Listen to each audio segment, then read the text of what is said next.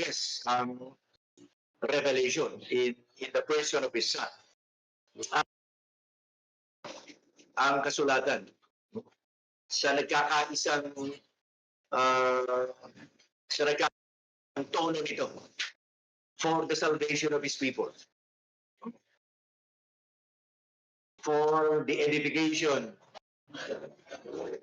of the church, for the advancement of His government in Christ.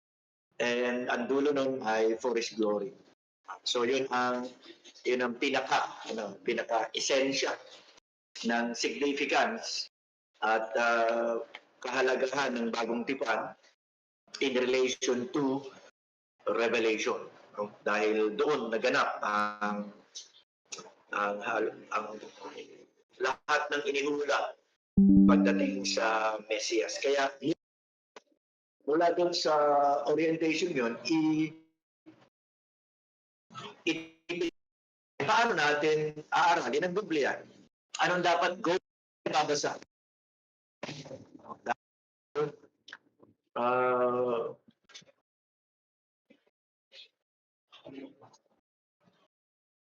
Madalas natin ginagawa, baka wala nang sense of significance. Bakit? Nakasanayan, familiar, that breeds contempt. So, paano? Paano tayo haharap sa banal na kasulatan? Paano natin ito iintindihin sa liwanag ng fulfillment ito ng lumang tipan nakasentro kay Kristo? Na siyang tagapagligtas. Kaya may mga pangunahing prinsipyo sa pag-aaral with all the technical and academic approaches sa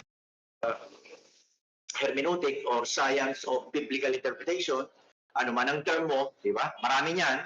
No? Pero ano dapat ang baon natin?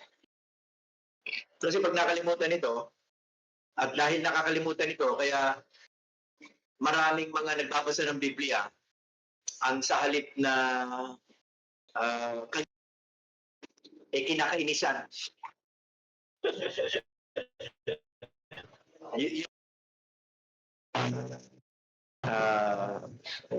Yun ang naging impression at reputation ng maraming Bible reading men and women. Bakit kaya? So isa sa dahilan, hinugat natin, dahil ang unang prinsipyo ng pagbabasa, pag-aaral, pagbubuhay, hanggang sa memorization ay kaligtasan.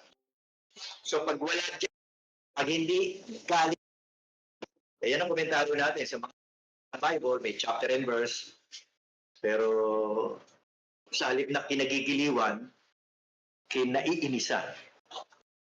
So, para sa kaligtasan. Bakit? Hinugat natin yan sa 2 Timothy 3, di ba? 14 to 17. Na wala pagkabata, nalalaman mo, ang itinuturo kasulatan tungkol sa kaligtasan, na magpaparito tungkol sa kaligtasan, sa pamamagitan ng pananampalataya. Kaya pagka wala dyan, may alam mo sa Biblia, it does not it does not follow na mas matino ka kaysa sa akin dahil may chapter and verse ka o wala. O, it does not follow. It does not follow. Kung hindi ka nagagaling kaligtasan, at yung kaligtasan, inugat natin sa kaligtasan sa kasalanan.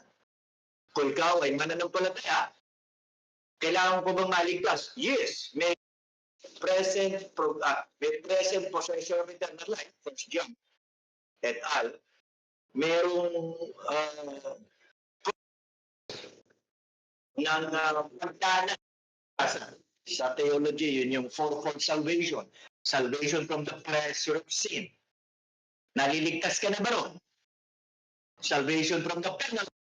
Ligtas na tayo. Justification ang issue.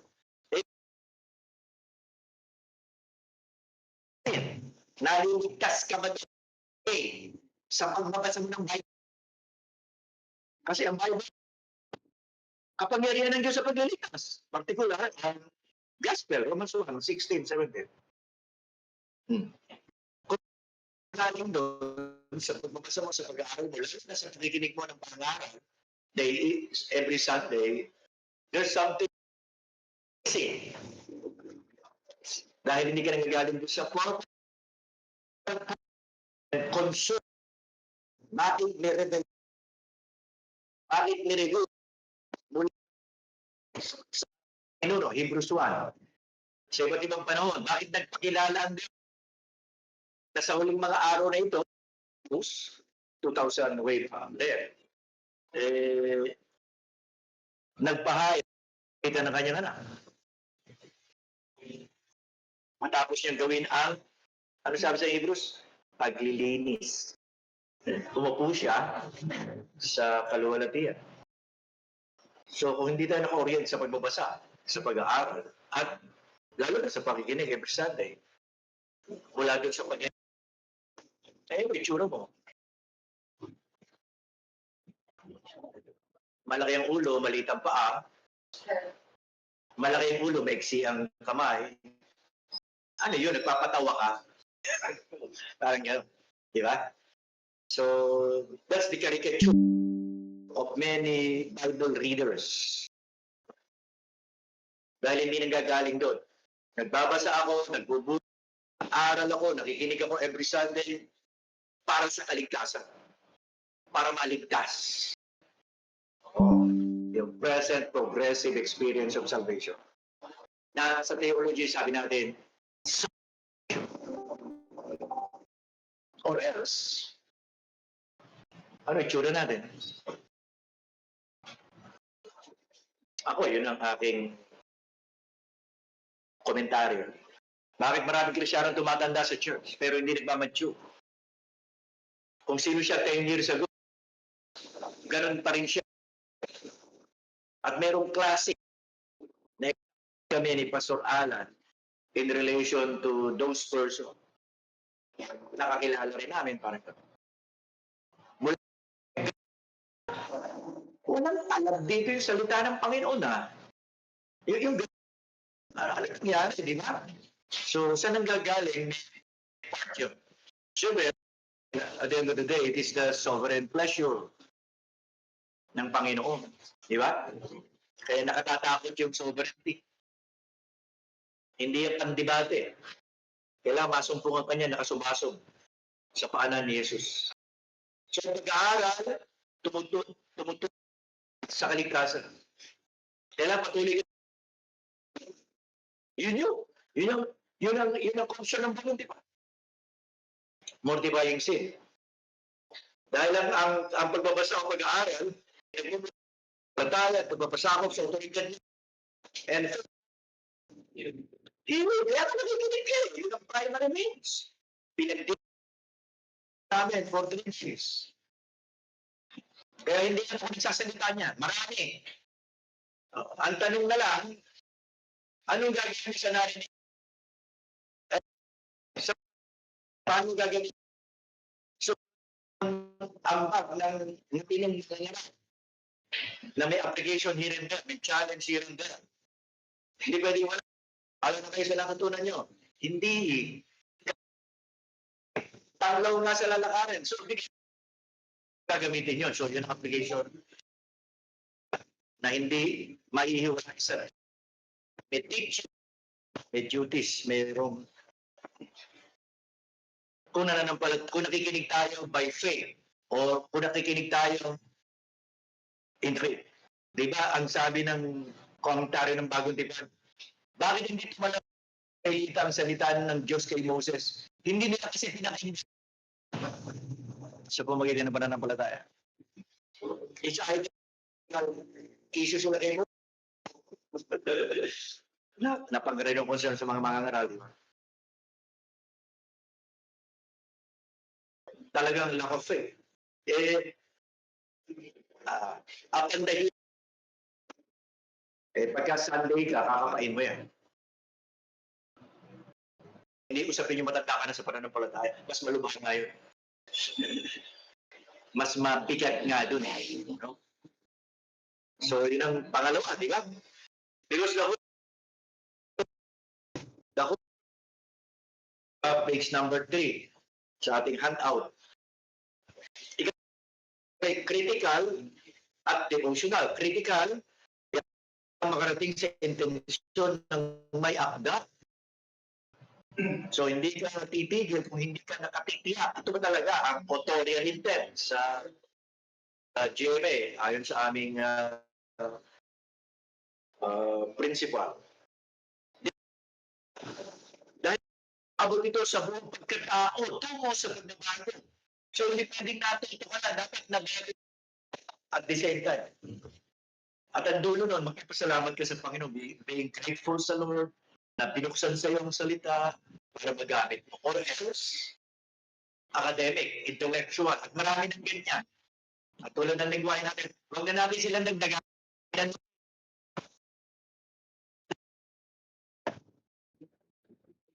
Kung may opportunity. Then, habang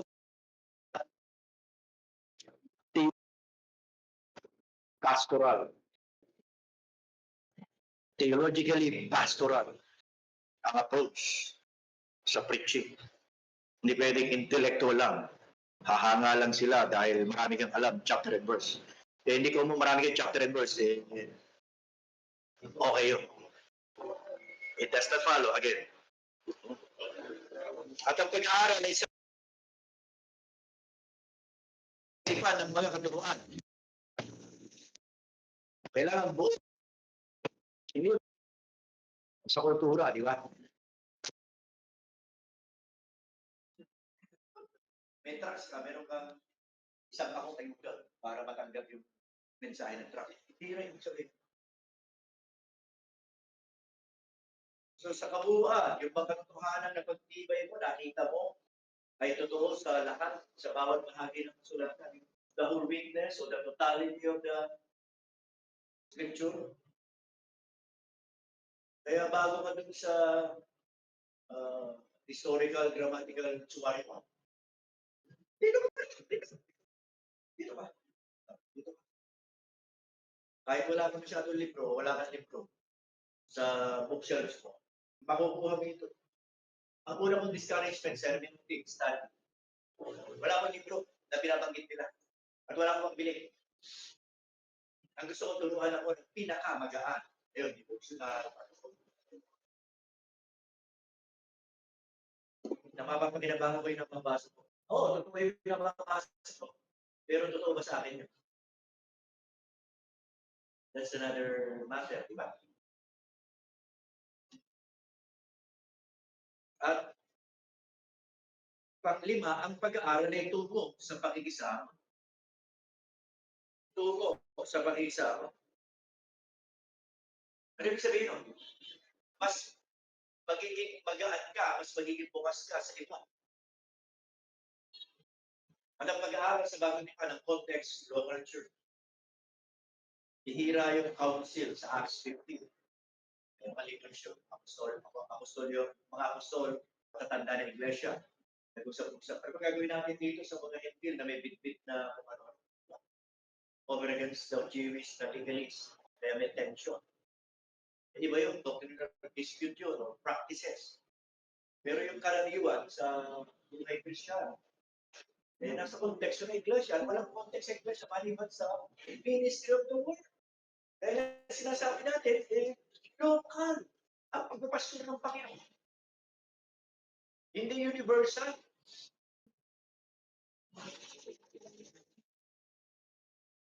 Kaya kung sino yung nilagay ng Panginoon bilang regalo, pagtyagaan mo. Diba? Kulang-kulang, bili mo ng libro. Pulaan, bili mo ng libro. Patinig mo sa CRPC. Patinig mo sa pabasa. Pag sa kung anong may conference lang, subsub doon. Bibiliin mo. Diba? Meron naman available naman Hindi yung pupulaan. Hindi ka dapat tumigil doon. Marami talagang pula ang mga ngaral here and there. Pero pakikisama ay kasama ng kapatiran. Kasama ng kapatiran, nauna sa atin, dead saints, dead theologian, tapos yung theologian. Ang lapad niya. Kaya wala ka na magkakalit. Lalo na sa mga pangunahing doktrina. Uunlad ka, lalalim ka sa appreciation, pero hindi mo yan mababago as it is. Maliban sa mga hindi straightforward tulad ng eschatological framework. Hindi malino yan. Maraming school yan. Ay ang classic tatlo. Pero hindi kasi nabigyan niya ng malaking concern sa mga confession. May mas dapat mauna. Parang ganun. So, hindi ka nag-aaral para i-isolate mo yung sarili mo. Yun ang practical application nito. Na ikaw lang mag-isa nag-aaral. Delikado pa. Pag ikaw lang mag-isa. Di ba? Paano ka makatiyak na yung natutulog mo o natanggap mo o naintindihan mo from the text? Ay, yun. Paano? So, hindi ka kukonsulta sa mga nauna self, di ba? At hindi ka kukonsulta sa mga contemporary. At yun ang bala. 2,000 years siya. Pag tinamad ka ba naman dyan, you have no right to teach, nor to pray. Kung puritan ka lang, wala kang reformers or present challenges, ikikit ka rin. Or hindi rin yun magiging gagawin ka. Dahil maraming hinaharap ng Christian Square na hindi nila alam ito. Walang ganun. Wala. Tingnan natutunan natin ang pag-aaral na ito sa pagkilala kay Kristo sa pagsulong. So, umuunlad tayo sa pagkilala. So, yun ang 6 na prinsipyo na sa practical implication nito ay napakahalaga ng isa lang alma. Kaya ang reflection, bakit sa ganun paraan? Bakit sa ganun paraan? Anong relasyon ito sa next lesson natin? Ang kalagayan ng tao bilang makasalanan. Ayun, may na tayo, makasalanan tayo. Pag wala tayong disiplina, wala tayong struktura sa pag-aaral, at depende nila kung anong feeling mo, feeling masipag ka kayo, aral ka, feeling tamad, tulog ka lang. Or karoon ka ng kung ano, di ba? Hindi. Dahil makasalanan tayo, napakatamad natin. And meron akong no.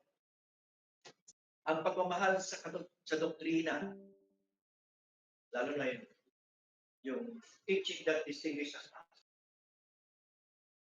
ay hindi katumbas ng pagmamahal sa katotohanan.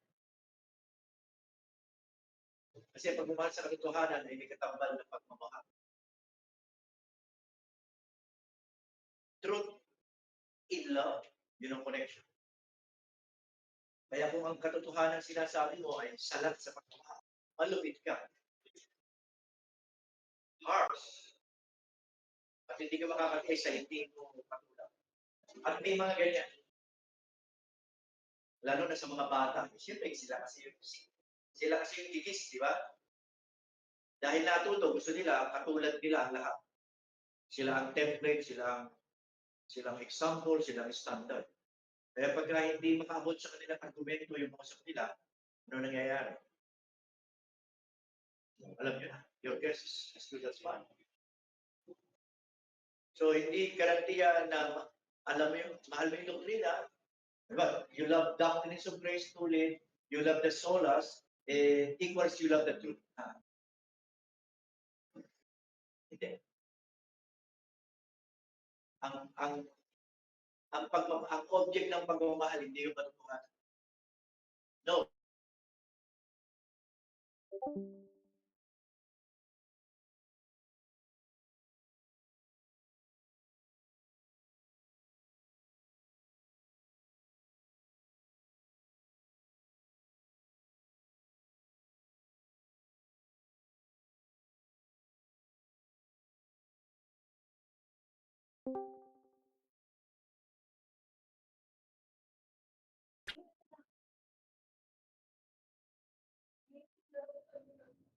Hindi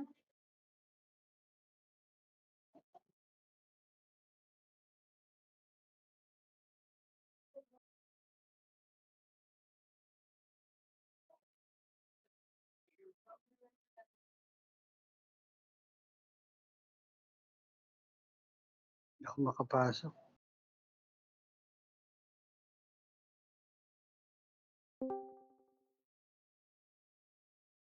Not the truth. Dahil baka tayo, supply ang paghawak natin at pagbitbit natin, even pag-apply natin ng katotohanan. Sumasablay tayo.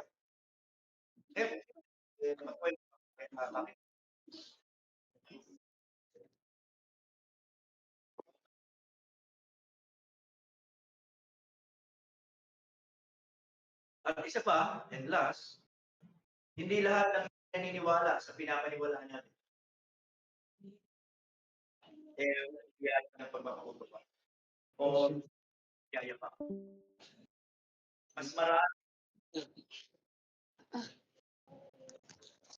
mula sa distinctions natin, ang napupulaan, mayayapa. Tama si Paul, di ba? Ano? Tama si Paul.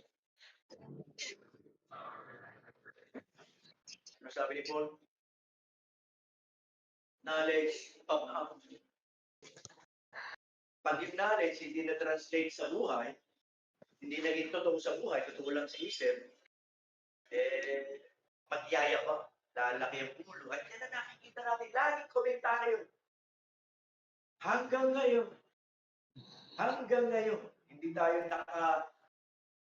hindi tayo exempted kahit reform tayo, kahit napakahusay ng aral natin. Yun na ang pinaka-delikado. Mahusay ang aral mo, pagbutihin mo pagbitbit. Hindi mahusay ang aral mo, hindi ka mahusay, inconsistent. Inconsistent. Ang pagiging mayabang ay inuugal hindi sa doktrina. Saan? Sa pagkamakasalanan. Pero sa mga reform, saan inuugal ng kayabangan? Kaalaman. Knowledge. Hindi sa wisdom, hindi mo kainin siya ng wise person. Marunong tumahimik yan. Alam niya kung kailan siya magsasalita. Hindi niya madalas ibuka bibig niya. At ipalam kung anong iniisip niya. Hindi yun. Kaya kahit yung mangmang na tahimik, na pagkakamalang marunong. Di ba? Hindi ko madaldal yan at maraming pinagsasabi sa kung ano-ano at kung lahat ng mga issues. Marunong siya. Hindi po. Kaya yan ang tandaan natin. Kasi ang pag-aaralan ay ang kalagayan ng tao bilang makasalanan. At hindi ko maibibigay ang detail dahil napakahaba nito. Ang ibibigay ko ay yung structure, yung outline, parang gano'n. Ano? Magkakaroon kayo ito next week. Let's pray. Maraming Diyos. Ibigay niyo sa amin ang nais niyo matutunan namin sa subject na ito bilang makasalanan. Bagaman din namin kami ay makasalanan at banal at disenyo. Dahil totoo sa aming buhay ito. Dahil kahit kami pinabanal na, pero patuloy pa rin kami pinababanal ng inyong salita. Para sa pag-usad ng buhay, mabawasan yung paggawa namin ng kasalanan. Magbawasan yung paglaglag namin, hindi man mawala. At madagdagan at maging mas madalas ang paggawa namin ng matuwid o ng tama. Habang umuunlad kami sa paggawa ng tama, habang umuunlad kami sa paggawa ng mabuti, mabawasan ang pagkakataon namin na gumawa ng masama. Dala namin, hindi naman ito may erase, maliban sa glorification.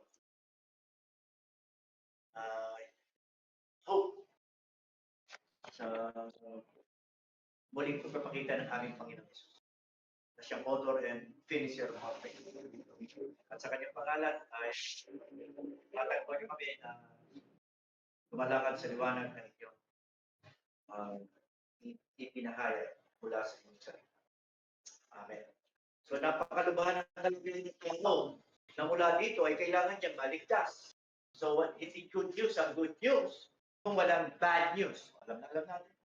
Paano magiging good news ang isang balita ng pagliligtas kung ang pinagagalingan ng tao ay mabuti siya o may nagagawa naman siya mabuti or nagpapakatino naman siya.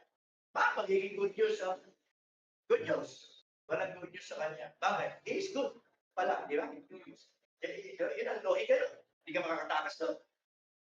Kaya ang good news ay good news at the backdrop of the sinfulness of man. Kaya bago nyo itawid ang mabuting balita, ano sabi ng Panginoon sa ministry report? Buksan yung isipan nila, di ba? Parang gano'n. Ihanda yung isipan nila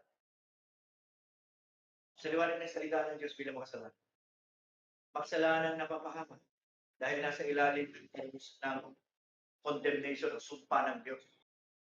Kaya yung good news, grace na ibibigay hindi sa matuwid, kundi sa makasalanan. Dahil napapahamak ng tao bago pa dumating ang Ebanghelyo. Kaya nga ang Ebanghelyo ay word of deliverance, word of rescue. Kaya nga good news diba? So hindi sila mapapahamak kung tumanggi sila. Hindi. Pinakikita lang sa iyo kung gaano siya katigas, diba? Kung gaano siya rebelde at kung gaano katindi ang kasalanan na kumontrol, dominion over him. Kasi ang kaligtas, sin shall have no dominion over him. Romans 6, ha? So, ilang issue ng kaligtasan, kasalanan lagi. Bakit lagi yun? So, napakalubha. Bumabalik ito sa pagkahulog ng unang tao bilang kinagawa ng sangkatauhan. Genesis chapter 3. At wala na tayo magagawa ron. Either you are in Adam, fallen, condemned, at seselyo ng kamatayan ng kapahamakan mo, or you are in Christ, rescued, delivered.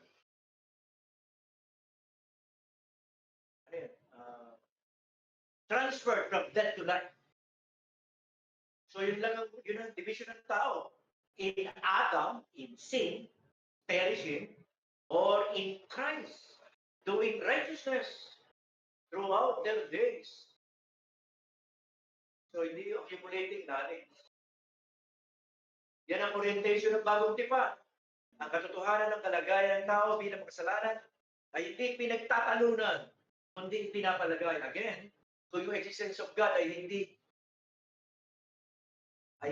ina-argue ng kasulatan dahil ina-assume, meron na yun. Pero din ang sinfulness of man, hindi issue dyan. Diyan ang gagaling. Assume sa bagong tipan. Mas malinaw kumpara sa lumang tipan. Kaya ang usapin ng kasalanan ay nasa likod ng usapin ng kaligtasan.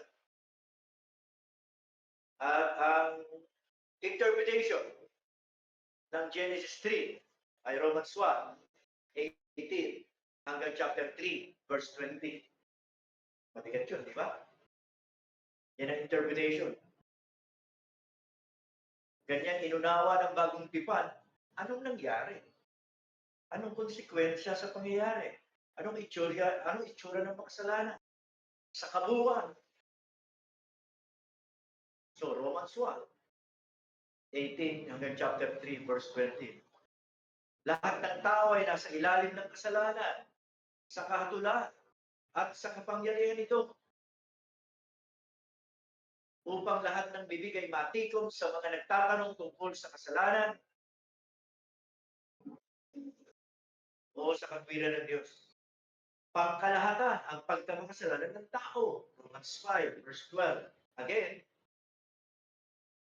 bumabalik sa kay Adam.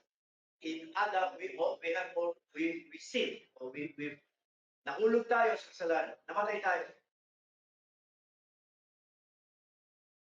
Kay Kristo, at kahit sa mga mananampalataya, binabalikan yung pagkamakasalanan. Dahil marami pang elemento ng kasalanan. Sabi nga po sa Romans 7 pa yun, principle of sin remains in us. Hindi pinaliwanag ni Pedro. Pero yun ang dahilan, bakit nagkakasala ba tayo? 1 John 1, 8 to 10. Pansinin, ang suliranin ng tao ay nasa likod ng misyon ni Jesus. So other side, yun ang misyon ni Jesus. May issue ng kasalanan. Ang other side niyan ay yung kalooban ng Diyos from the very beginning. From eternity.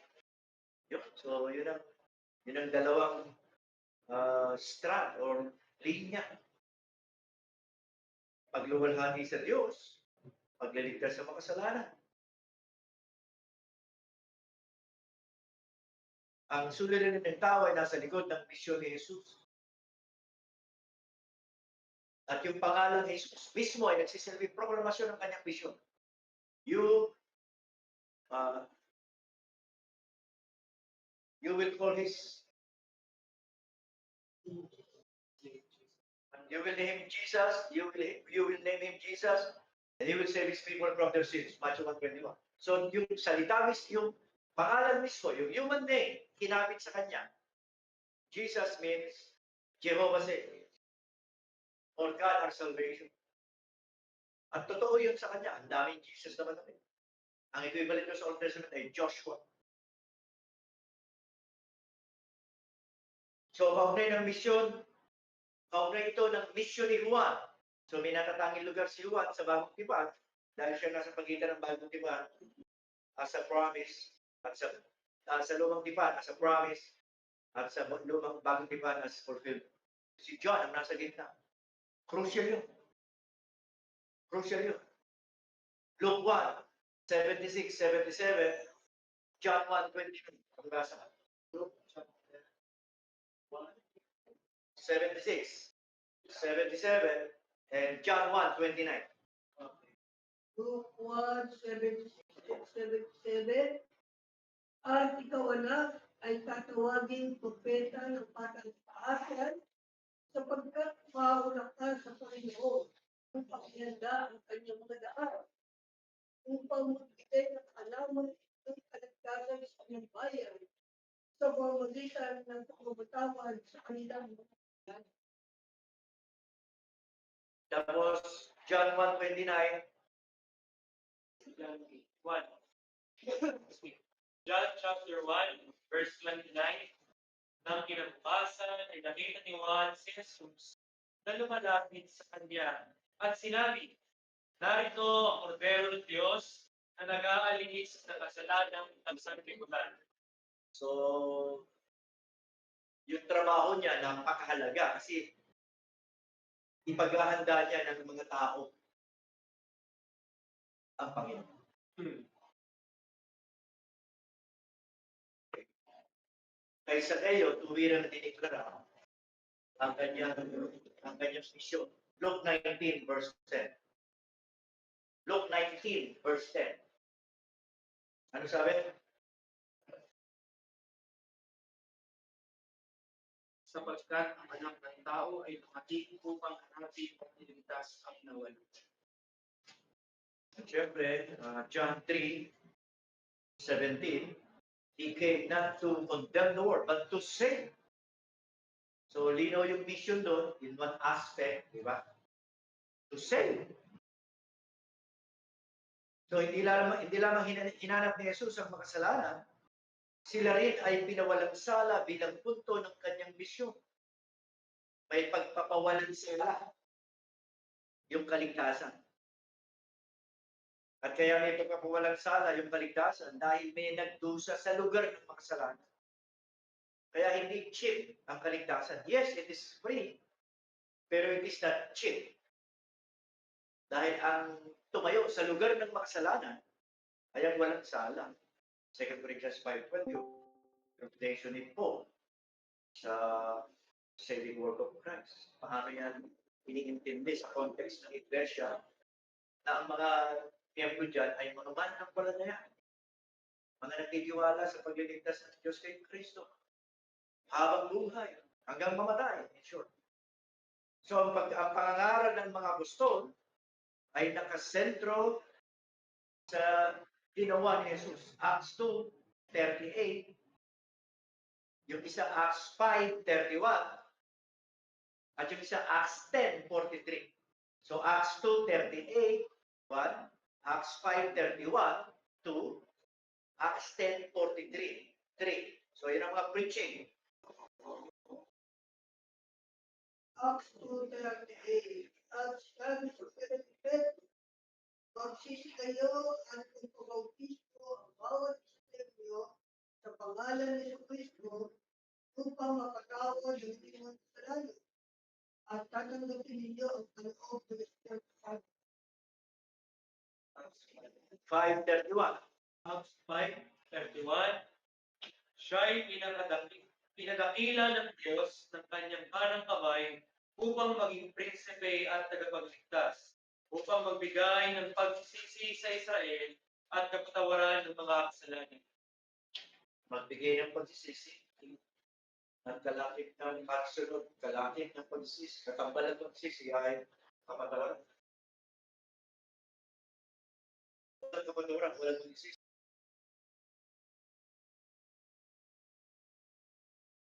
Ten 43.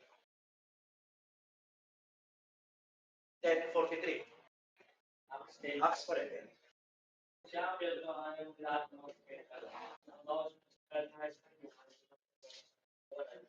mga kasalanan sa magitan ng kanyang pangalan. So, inugat ang saving work sa pagpapatawad sa kasalanan. Kaya kung hindi tayo umunlad sa pagkilala at pagkaunawa sa kasalanan, walang garantiyang umunlad tayo sa pag-appreciate sa kaligtasan. So, yun ang combination. No wonder, kapag may mga naunang katotohanan nilamon ng mga Kristiyano, marami siyang alam, pero hindi siya umunlad sa pagkilala sa kasalanan. At the same time, hindi siya umunlad sa pag-appreciate sa kaligtasan. Dahil yun ang unang dapat matutunan. Hindi yung ibang mga doktrina. Alam mo eh. Pwedeng hindi mo nga maintindihan, pwedeng hindi mo nga maaral yun. Mamatay ka na sa kaaaraw din. At umunlad ka rin sa repentance and faith. Walang problema. Pero nasaan ang Christianismo? Nasaan ang mga bahagi ng church pero may espiritu ng individualism? Nag-aaral lang kanya. Banggaling. Tanongin mo, anong pinag-aralan mo nung sa, anong pinag-aralan sa church ng Sunday? Corporate. Kasi yun ang isip. Anong takeaway? Anong natira? Anong nagamit mo? Wala lang. So, hindi na dapat magtaka sa Christianity as a whole. At sa mga local churches, kahit gano'ng katino ang pangangaral dyan, hindi po garantiya yan na titino yung nakikinig dyan. That's the fact. Kaya kung hindi natin yan ipaparticularize, kapag hindi natin yan iaayos, kawawa yan. Kawawa yan. Yan ang komentaryo natin sa mga tumatandang Kristiyano in general at Reform in particular. Wala naman kakaibig. Wala naman kakaibig yan. Parang lumala nga ito. Pag nakausap parang lumala. So that's the reality. Kailangan natin mag-counter. At ano ang confession ni Paul? 1 Timothy 1:15. 1 Timothy 1:15. Sabi ng theology, present tense yun, ha? Yung gamit niya.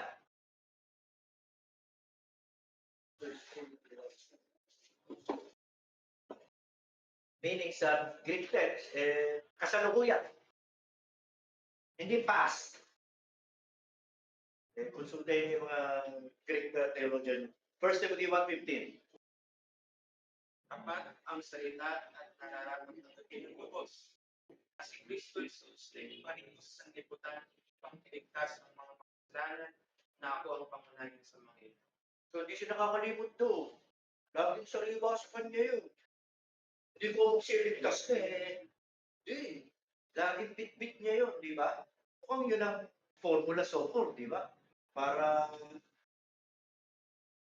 hindi tayo malaglag sa kayabangan, sa pagmamalaki. Oh, sino ka ba? Bago dumating ang biyaya, sino ka? Makalimutan niya na. Parang gano'n. No wonder, siya ang pinaka-humble. Tayo.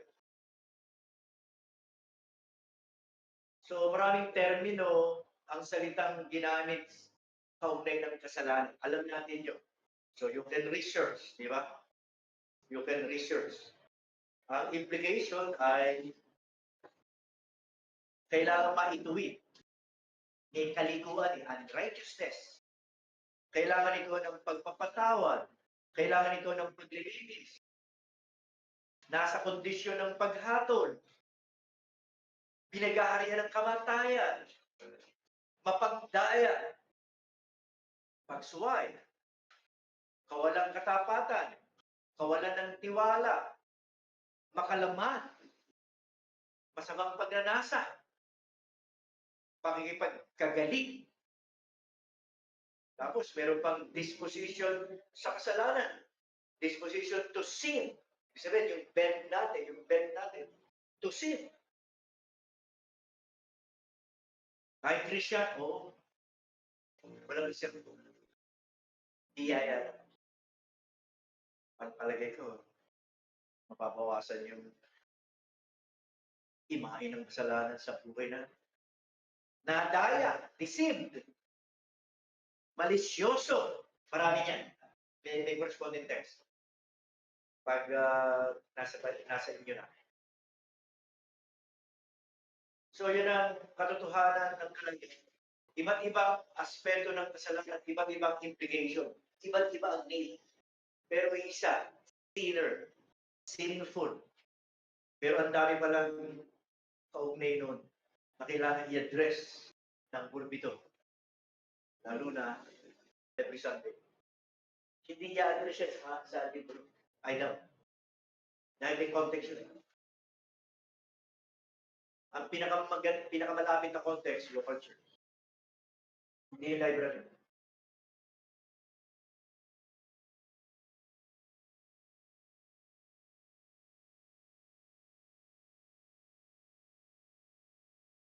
Question. Bago natin tingnan yung cause. Saan ba nagaling? Ba't ba nagkaganon ng tao? Ba't ba nagkaganon ng tao? Again, Genesis 3, di ba? Na in-interpret ng Romans 1:18 to 32. What a picture ng isang makasalanan sa harapan ng Diyos. At in relation to God and in relation to human being. Romans 1:18 to 32. Ibasa.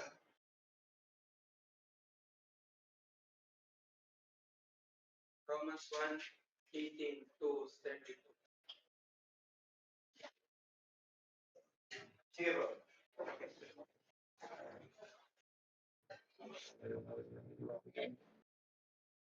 Sapagkat ang buwan ng Diyos ay nakakaya mula sa langit laban sa langit ng kalikuan sa kasalanan ng mga tao na sa pamamagitan ng kanilang kasalanan ay pinipigil ang katotohanan. Sapagkat ang maaaring malaman sa Diyos ay tiyak sa kanila, yamang ito'y binayag ng Diyos sa kanila. Mula sa kanyang likhain ng sanlibutan, ang kanyang walang hanggang kapangyarihan at pagka-Diyos. Bagaman hindi nakikita ay nauunawaan kita sa pamamagitan ng binabagi ng kanyang ginawa upang wala silang naidadalilan. Sapagkat kahit kilala nila ang Diyos, siya ay hindi nila niluwalhati bilang Diyos. Ni pinasalamatan man, hindi naging walang kabuluhan sa kanilang piran at ang mga puso nilang walang katuturan ay nagpiling. Sa pag-aangking marurunong, sila'y naging pangangad at ipinagpalit nila ang kalwalhatian ng Diyos na hindi nasisira sa mga imaheng kahawig ng tao na nasisira at ng mga ibon, ng mga hayop na may apat na paa at ng mga gumagapay. Kaya dahil sa mga pagnanasa ng kanilang mga puso, ay hinayaan sila ng Diyos sa karumihan upang lapastanganin ang kanilang mga katawan sa kanilang sarili. Sapagkat pinalitan nila ng kasinungalingan ng katotohanan ng Diyos at sila'y sumamba at naglingkod sa nilalang sa halip na sa lumadang na siyang pinupuri ng kakailanman. Amen. Dahil dito'y hinayaan sila ng Diyos sa mga mahalay na pagnanasa. Ipinagpalit ng kanilang mga babae ang likas na pakikipagtalik sa dilikas. At gayon din naman ang mga lalaki nang iwan ang likas na pakikipagtalik sa mga babae ay nag-alam sa kanilang pagnanasa sa isa't isa. Gumagawa ng kahalayan ng mga lalaki sa mga kapwa lalaki at tumatanggap sa kanilang sarili ng kaparusahan ng kanilang pagkakal. Ang palibhasa ay hindi nila pinabuti kinalanan ng Diyos. Hinayaan sila ng Diyos sa isang mahalay na pag-iisip upang gawin ang mga bagay na hindi nararapat. Napuno sila ng lahat ng uri ng kasamaan, kalikuan, kasakiman, kahalayan, at puno ng inggit. Pagkaslang, pag-aaway, pandaraya, katusuhan, mahihilig sa chismis, mga kanilang uri, mga napupot sa Diyos, mga walang pakundangan, mga palalo, mga mapagmataas, mga manggagawa ng masasamang bagay, mga swahil sa mga magulang, mga hangal, mga hindi tapat sa kanilang mga pangako, hindi mapagmahal, mga walang awa. Nalalaman nila ang mga inuutos ng Diyos na ang mga gumagawa ng gayong mga bagay ay karapat-dapat sa kamatayan. Ngunit hindi lamang nila ginagawa ang gayon, kundi sinasang-ayunan pa ang gumagawa ng mga iyon. Kundi yan, kung meron dyan na hindi na totoo sa'yo, at least in principle. Hindi ka na bagay dito, dapat nasa langit ka. That's my personal challenge to you. If you know your heart.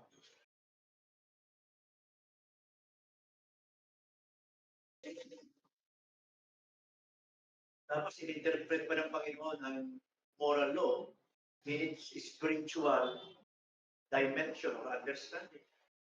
Hindi mo kailangan sumiping sa babae para masabi, oy, nangalon niya ka, nakiabig ka. Hindi mo na kailangan pumunta kayo sa motel o sa damuhan dyan. O sa loob ng kotse, etc. Hindi na. Spiritual ang utos. Ewan ko.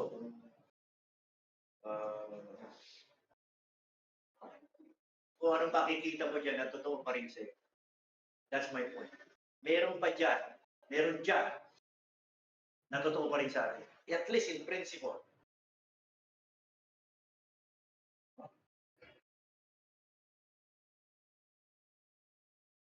Kaya kung hindi ka dyan magagaling, talaga magkakaroon ng lugar ng kayamaman.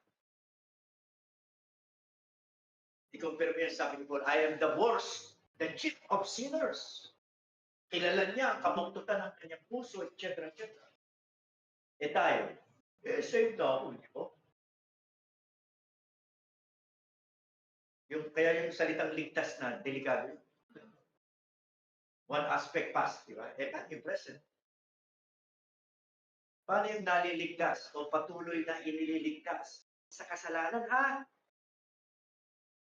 Pag wala kang kwentong ganyan, at dapat dyan umiinog ang kwento ng patotoo. Hindi, yung mga patotoo ng Kristyano, term namin, patitoo. Bakit? Kwento rin ng mga hindi mananampalataya yung kwento nila. Walang kwento ng pagtatagumpay laban sa kasalanan. Dapat natin walang gaan kwento. Kaya kahit Kristyano, ingrato, alam mo yun, ungrateful. Kaya yung two major sin, unthankful, ungrateful. Sa maraming mga bagay, ang tao na nasumpungan sa kasalanan, na nasumpungan sa ilalim ng sumpa. Na ang dalawang kategorya ay in relation to God. Gumawa tayo ng sariling Diyos. sa ating imahe. Yung God created in our own image. Binaligtad talaga natin. Na ang tao ang created in God's image. Pero in sin, we create God in our own image. Kahit yung mga nagpo-profess, sila pa rin ang Diyos. Sila pa rin ang soberano. So, yun ang reality ng kasalanan. Sa atin, remaining sin or sin principle, ayaw mong lumusong dyan. Hindi naman inarticulated. Ang totoo, nagkakasala pa rin. Doon lang tayo. May influensya pa rin ang kasalanan. Ang nakailangan kong pagtagumpayan, yun. Walang means maliban sa salita. Hindi sa salitang binabasa, kundi sa salitang hearing. Hearing. Sige, magbasa ka para magtagumpay sa lahat. Wala yun. Hindi totoo yun. Di ba? May disenyo, may struktura yun. May kapatiran. Hindi ka mo mananalo sa kasalanan ng isip. Dapat may magpe-pray sa'yo. Dapat may magsasabi sa'yo. Dapat may magtutuwid sa'yo. Ang dating sa'yo, binibira ka, tinitira ka. Kailangan mo yun, tinitira ka. Anong gusto mo? Purihin ka. May sumasaway. Anong gusto mo? Palampasin yung kasalanan or kamalian or hindi ka naman dapat marinig sa'yo. Yung ba gusto mo, pabayaan ka? Dapat wala kang church. Bahala ka na sa buhay mo. Di ba? Parang gano'n. Pero anong translations sa mga nagsasabing Christian? Tinitira, pinagdidiskita, pinaghihinita. Teka! Di ba? Saan galing yun? Hindi sa spirito. Sa sarili. Di ba? Sa sarili. Tapos pag itutuwid, pag-justify, galing. Di ba? Yun ang itsura ng community na hindi aral at hindi babad sa understanding of being a sinner. So gumagawa tayo ng sarili natin kahit doon. Ano si Agustin ba yung Calvin, yung puso ay factory ng idol. Lodi. Sa mga reform, yung mga loading theologian, na kinukumpara sa ibang theologian, mentoyo ito. Sino may sabing gawin mo lodi yan? Hindi ko naman sinasabing gawin mo lodi yung pastor mo. Mali rin mo. Pero huwag ka magkaroon yan. Di ba? Pero gano'n tayo Code dito, code dun di ba? Pwede yan sa academics. Pwede yan. Pero sa preaching and teaching, ang Panginoong Isus lang, dapat wala nang harang-harang dyan. Wala nang harang-harang dyan. Pero gano'n ba tayo? Kahit nga reform. Reform pa rin. So, idolatry in relation to God, and immorality in relation to human, to our neighbor. Kaya basic essence ng law, love God and love your neighbor. Pero, ganun ba? Hindi. Kapatid niya, binibira. Di ba kung para, binibira. Pero nakatalikod. Di ba? Christian yun, reform yun. Pakalam mo.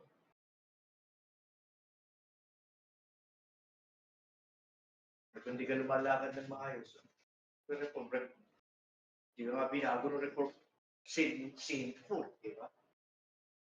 So, paano babalanse yung sinful at the same time may sex? Hindi pwedeng isa lang. Hindi pwedeng state ka lang. Paano mababalanse yan? Sinful and sinner at the same time. Sinful and saints at the same time. Paano yun? Paano yun totoo? Along the way.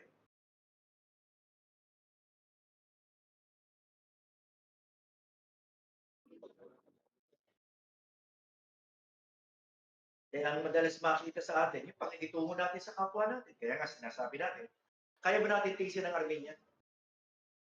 O gusto natin maging Calvinist yan? First and foremost. Yun ang atake mo. Yun ang bira mo. Doon ka nang gagaling. Gusto mo ma-convert siya. Di ba? Yun ang karaniwan. Di ba pwedeng kumustahin mo muna siya sa pananampalataya niya, pagkilala niya sa Panginoong Yesus at sa paglakad niya sa pagsunod, di ba pwede? Ito kayo magsimula. Hindi na kayo matatapos doon. Walang graduation doon.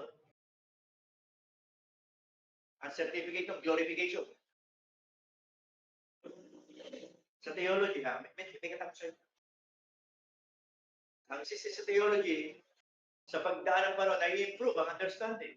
Yun pa rin ang concept, pero yung idea, pero yung understanding, yung grasp doon na yun ang nag-i-improve along the way. Kaya ba't magme-major ka ron? Pabago-bago yun. So doon ka sa relasyon sa Panginoong Yesus, relasyon sa kapwa mo Kristiyano. Hindi yung relasyon mo sa katotohanan, niyayakap mo at distinction mo. Hindi. Yung relasyon mo sa Panginoong Yesus. Bilang tagapagligtas mo, bilang Panginoon mo, bilang hari mo. At relasyon mo sa kapatid mo.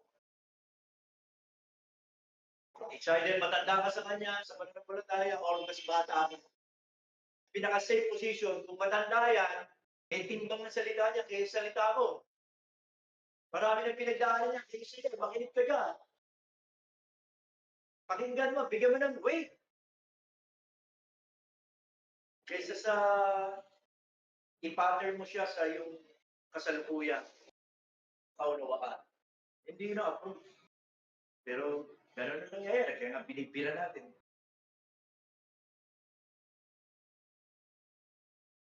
Pero saan galing yan? Anong sanhin yan? Saan tayo madalas nagkakasala o nalalaglag? Ang sanhi ng suliranin ng tao ay sa nakamamatay o nakamatay na pagpili. Pang-aabuso sa kalayaan kaloob ng Diyos. Kaya nga, Genesis chapter 3 ay maingat na inanalisa ng Romans 1:18-30. Ang kalayaan ibinigay ni Adan ay kalayaan makapili. Hindi kakayahang hindi makapili, kundi kalayaan nakapangingilan. Pero mo, ilagay sa iyo ang Panginoon death and life, ilagay sa iyo. Hindi nyo ba nararamdaman ang bigat noon? Sa lahat ng bunga ng punong ay makakain kayo, huwag lang dito. Parang you will continue to live. Happily ever after, under my rule, under my government, under my pleasure, under my fellowship, etc. Pero wag sa bunga ng puno ng pagkakilala ng mabuti sa Panginoon. Dahil sa oras na kumain kayo nito, walang mintes, mamamatay kayo. In dying, you will die. So, in the one literal, in dying, you will die. So, saan tayo laging nalalaglag? Di ba sa choices? Kasi galing yung kilos natin sa choice. Ganon din ang pattern.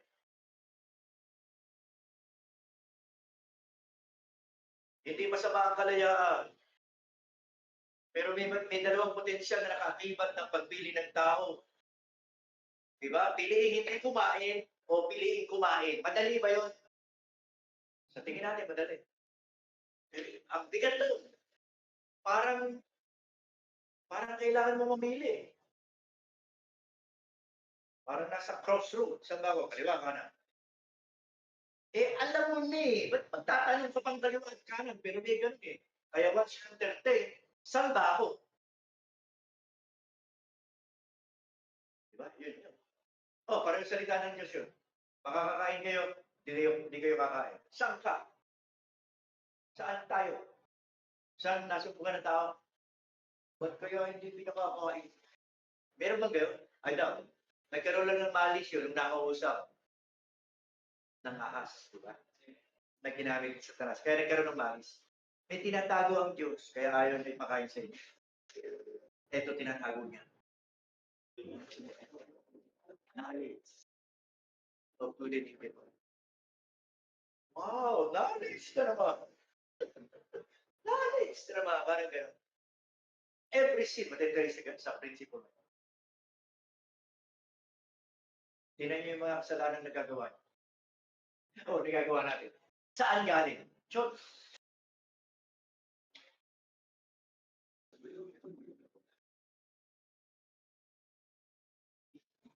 Sa pagdidesisyon.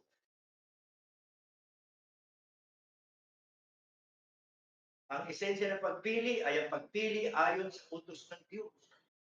Piliin mo yung ayon sa utos ng Diyos. Inutusan ka bang kumain? Kumain ka. Inutusan ka bang hindi kumain ito? Sumunod ka. Anong ginawa ng tao? Before the fall, ha? Anong ginawa ng tao? Mas pinili niya kumain sa hindi inutos na kainin.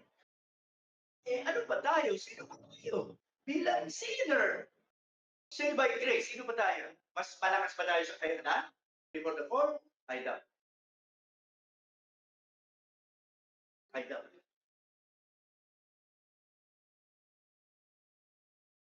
Mas pulpul nga tayo. Pinapahirapan natin ang choices natin. Klaro lang, black and white eh. Pero sa atin, iba-ibang kulay eh. Kaya ang hirap natin magpasya, ang tagal natin magpasya. At sa pagtagal ng yes natin sa Lord, ang dulo nun, no. We found ourselves saying no to God and yes to self. Parang ano. Kaya pagka hindi ka sigurado, malam-malayan mo. Kasi hindi malinaw sa'yo in the first place. Eh bakit di malinaw sa'yo in the first place? Eh may 10 commandments. Tagal ko na nabasa ito, kay Ernest Resident. Hindi tayo munlad dyan. Eh kung nakagip ka ba ng against the law, antinomians, paano ko lalaguin? Eh sa theology, wala na tayo. Under the law. Tapos ka. Tapos ka na. Ano yung tsura mo ngayon? In relation to the law.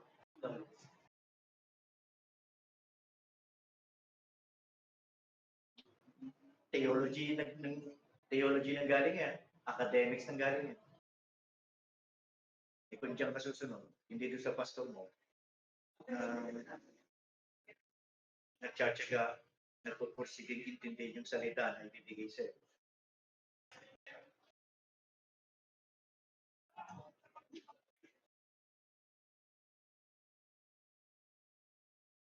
So, pinili ng tao mag-imagsik sa buhay na hiwalay sa Diyos.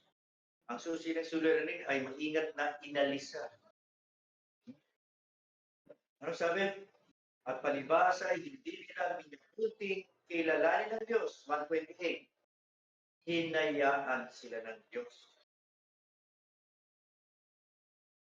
Sa isang mahalay na pag-iisip.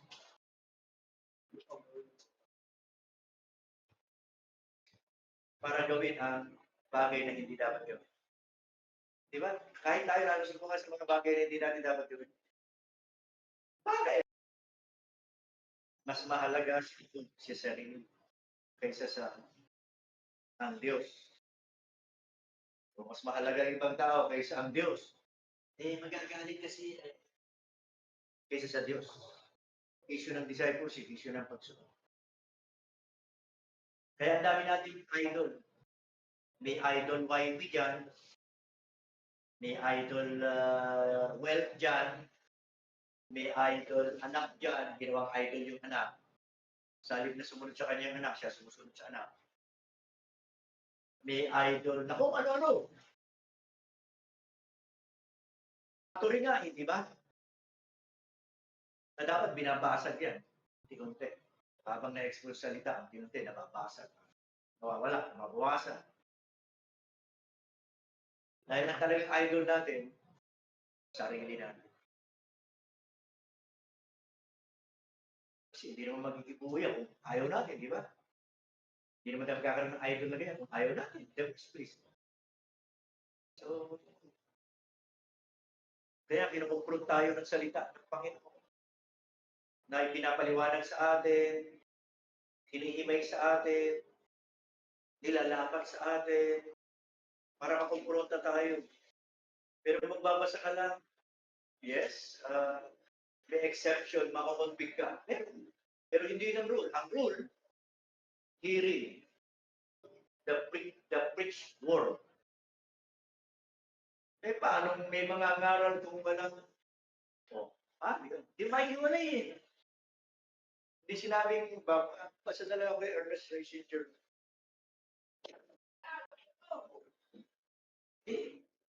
Dapat mga compliments to. Hindi kapalit. Or panglaban o pangsalungan. Doon sa naririnig. Wala akong ibang way. Sorry. Kumikitid ako habang tumatanda. Kasi yun lang, yun talaga eh. Yun talaga eh. Wala akong nakita. Ang ibang sabihin mo, may apostol ngayon. Si Pablo kasi, di ba, iba-ibang church. May authority siya over the people. Wala na apostol.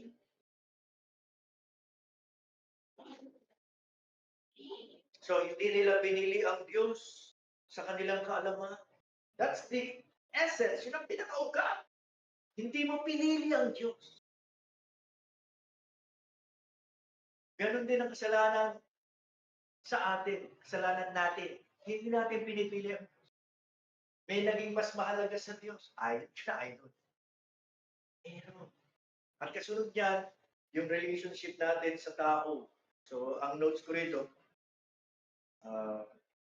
susupply ko na lang dahil after to dito or upon meditation. Nasira ng kasalanan ang relasyon natin. Una, yung relasyon natin sa Diyos. Namulat tayo, wasak ang relasyon sa Diyos. Hiwalay, di ba? Pangalawa, yung relasyon natin sa ating kapwa. Wasak. Kailangan pa tayo turuan ng magulang ng, be good anak ha. Be good ha. Kailangan pa natin yung GMRC ng paaralan. Bakit? Salbahe ka eh. Wala kang modo. Walang hiya ka. Kaya kailangan mo ng good, moral,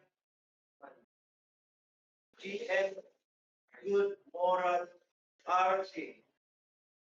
Right conduct. Good morals and right conduct. Bakit? Walang hiya ka. Wala kang modo eh. Pero saan galing yun? Sa tahanan dapat. Ang biblical teaching and education sa bahay.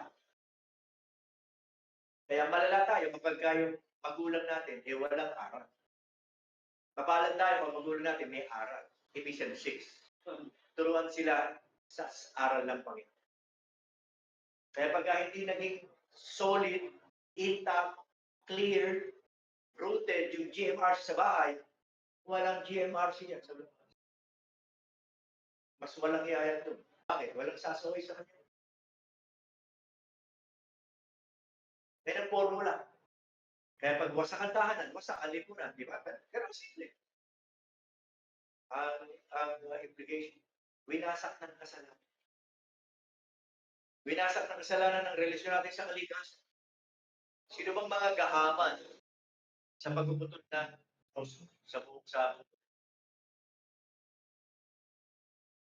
sa pagsira sa karagatan? Sino ba? Sino ba? Hindi yung love of money na ang idol ay kwarta. Na walang kamusugan ng mga tao niya.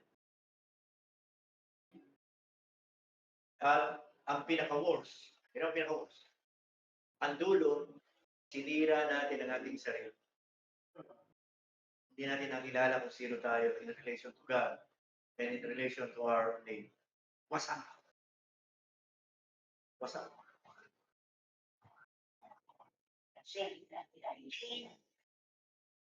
Doon, mas magiging makintaw, relevant. Christ is here. Christ saves. Jesus saves. So, hindi lang sa impyerno. Pagkamatay mo pa yun eh. Kaya habang pa ng buhay mo dito sa lupa. Pag malakas ka, 70, di ba? Pag malakas ka, 18. Baka nga maging 90 kami. Di ba? Nakikita mo, 18, lakas eh. ay lakas. Di ba? Mas mabagsik siguro salita pag ang chair.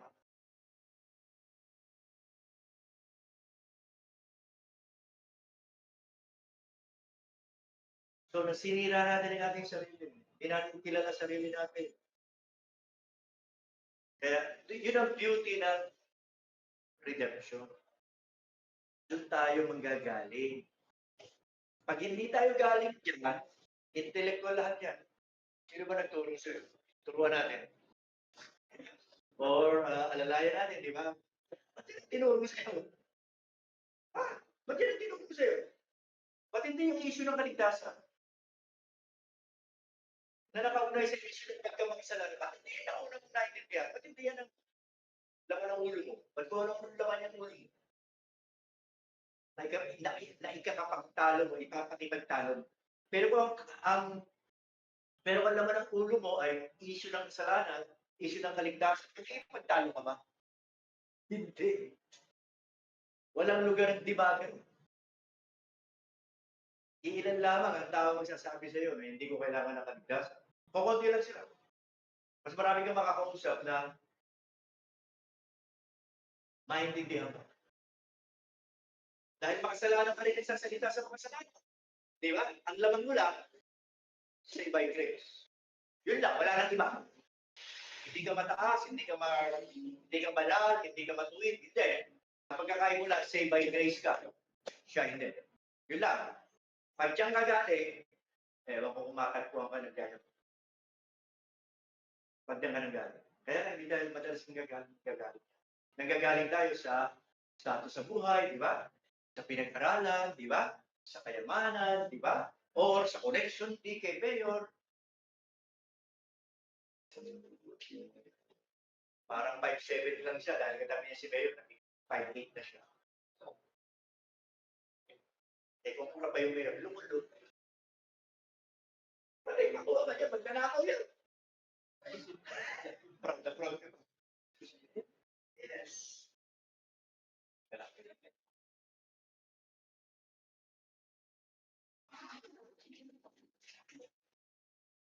Yung being proud mo, dapat ikahiya ka, ba't tinabihan mo yun?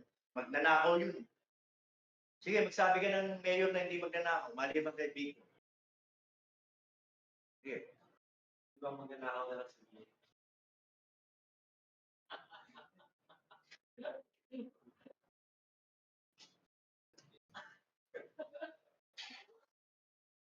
Lahat ng politiko, ingat kayo. So, matindi, di ba? Hindi nila pinili ang Diyos sa kanilang kaalaman. Eh, kahit naman Kristiyano na tayo eh, di ba? Anong leaning natin sa theology? Anong leaning? Kung hindi Christology, anong leaning? Kung hindi soteriology, anong leaning? Oh, lahat ng yan, may kaugnayan niya. Malala kung yung dogma mo ay walang kinalaman sa pagliligtas na kay Kristo at sa pagkapanginoon ni Kristo. Malalang theology yan. Kahit may chapter and verse ka. I don't care. Dahil ang issue dyan, anong prutas meron sa iyo? Anong binunga niyan sa iyo? Kasi yun ang makikita ng tao eh. Yun ang mararamdaman nila sa atin eh. Yung biyaya ng pagliligtas. Pag walang biyaya ng pagliligtas na naramdaman sa iyo, delikado. Mali ka ng hugot ah. So, klaro, di ba? Tatlong ulit na sinabi na hinayaan sila ng Diyos sa kanilang pagpili. Di ba? Romans 1:24, Romans 1:26, Romans 1:28.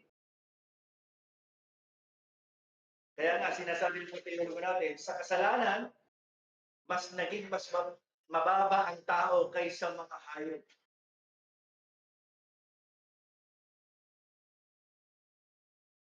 Mas naging mababa ka. Dehumanizing ang term. Saan ka nakakita ng dalawang lalaking naglampuhan? Na hayop. Dalawang babaeng naglampuhan. Hayop. Tao lang nakagawa. Ibang klase ang tao. Eh, di ba? Yun ang sabi ng Romans 1. Yung lalaki, hindi na hinanap yung patutubong na sa niya sa babae, kundi sa kapwa lalaki. Yun, si babae, vice versa. Nasaan ang mundo ngayon? Mas malubha ngayon. Malubha pa yun. Oo, first century, the Roman Empire. Ibang klase immorality ron. May sex sa immoral, sa religion sa kanila. Eh, ganun eh. Hanggang ngayon naman, hindi pa lang natin nakikita. Or baka wala silang net-effect. Baka kasi silipin mo. Pero meron. Malala ang Roman Empire. Nawasak ang Roman Empire hindi dahil sa labas, sa outside power, kundi sa inward corruption and immorality. Incest, ano. So picture yan ng culture para ko yun. So hindi yan 21st century caricature. Hindi. Mas nalalaman lang natin dahil sa social media, di ba? Yun ang advantage natin. Mas mabilis ang information. So sa kasalanan, mas naging mababa ang tao kaysa mga hayop. Romans 1,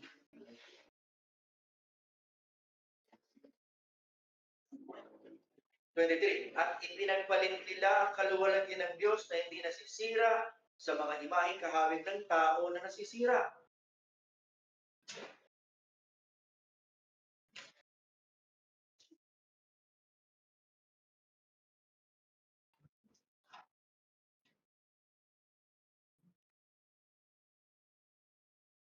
Dahil dito, 26, sinayaan sila ng Diyos sa mga halay na pagnanasa. Pinagpalit ng kanilang mga babae ang likas na pakipagtalik sa tilikas.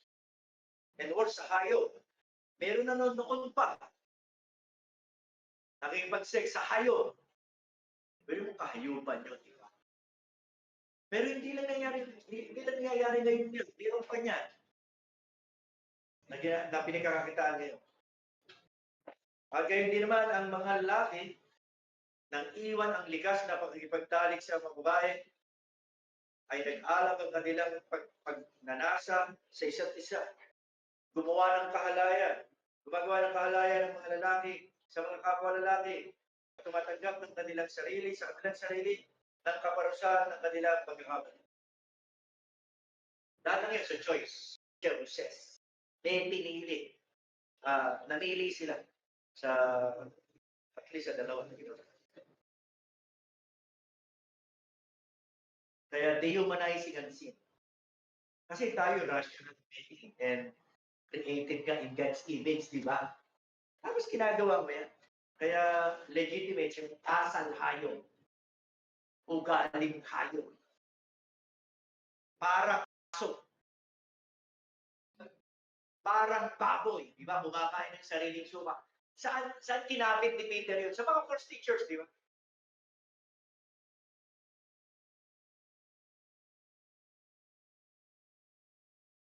So, nawasak ang society.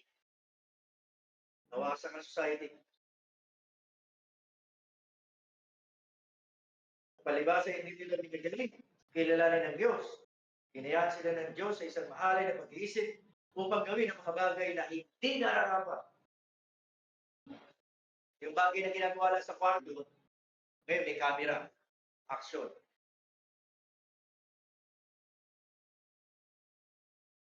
Kaya sa verse, yung mga anak ko, may shot, di ba? Sabi pa nag-shot. Sabi ko, yung mga artista nag-shot yung binabayaran. Ikaw, pinakikita mo libre.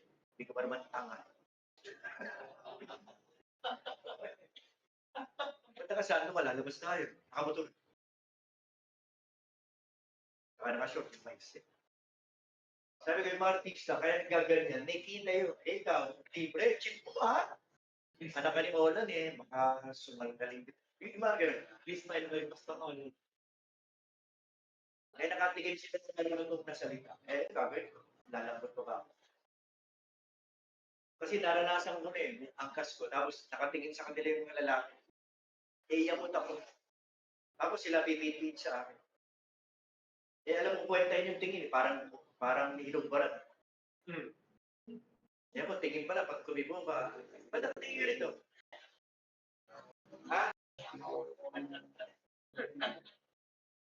Away na, gulo yan.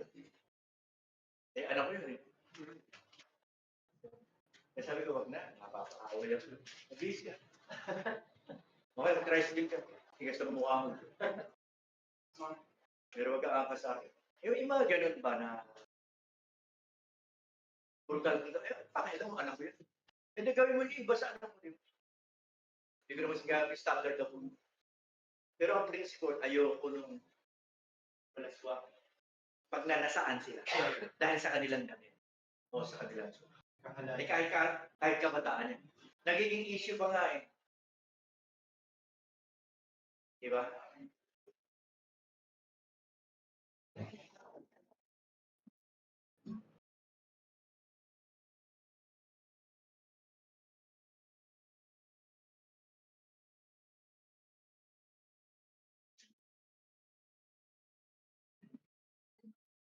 Eh, pagka-anak ko naman, walang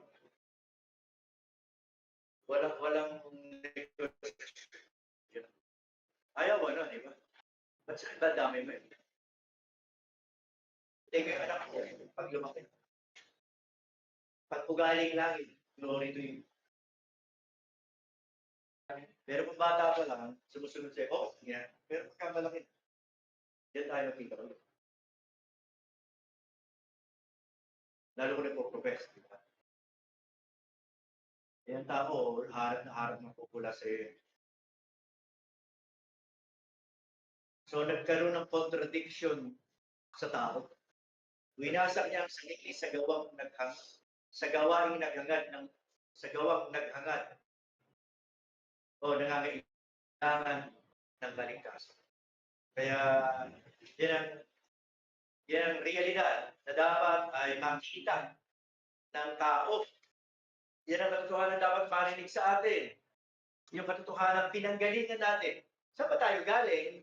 Sa putika, sa pusali, sa basura, sa imbornal. Hindi, sa Poso Negro.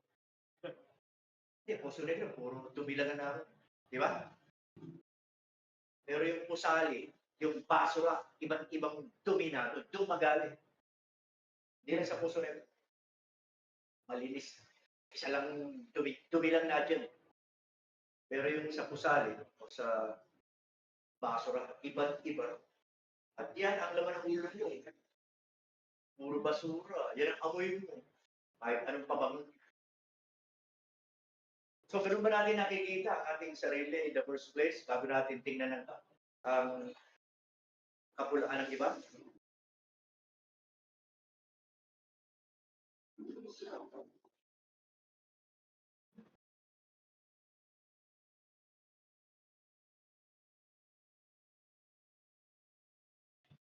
So, winasak niya ang sarili.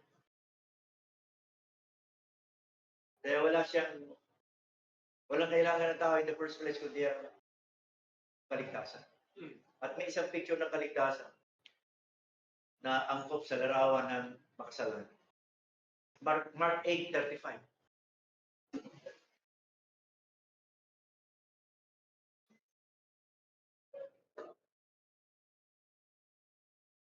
Mark chapter 8, verse 35, sabi dito, sapagkat ang sino mang nagnanais iligtas ng kanyang buhay ay mawawalan nito. At ang sino mang mawalan ng kanyang buhay dahil sa atin at sa Ebanghelyo ay maililigtas iyon. So, ano ginagawa ng tao? Trying to save himself. Diyan natin masusumpungan ng tao. Trying to save himself. Feeling righteous before God. Feeling doing good before God. They are doing good before their neighbor. Pero hindi garantiya at hindi yon katumbas ng paggawa ng mabuti sa Diyos. Pero doon tayo nasusubukan. Feeling Savior tayo. May messianic complex tayo. Na kaya natin iligtas ang ating sarili. Pag hindi tayo dyan galing, paano natin na-appreciate ang kaligtasan kay Kristo? Pero tanong natin.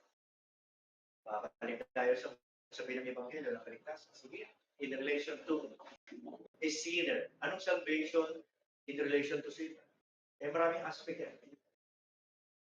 O sabi ko nga ang typical Reformed Baptist members kong bibitbit. Pustahan tayo. Baka hindi makasampuyan. Yan ang challenge. Napaka-basic. Napaka-fundamental. Bakit? Issue ng kasalanan in relation to salvation.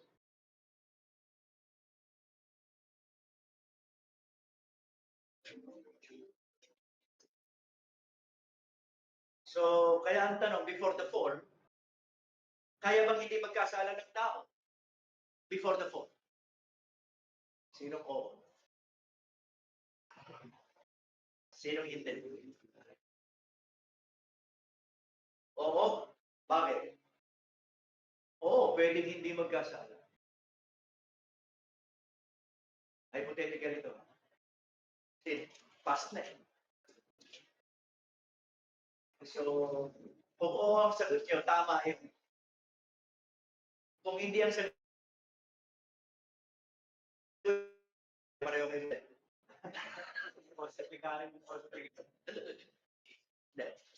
Oo at hindi. Dahil hindi siya pinilit magkasala. Kaya maaari siyang hindi magkasala sa isang banda. Sa kabila nito, hindi niya kayang takasan ang kasalanan.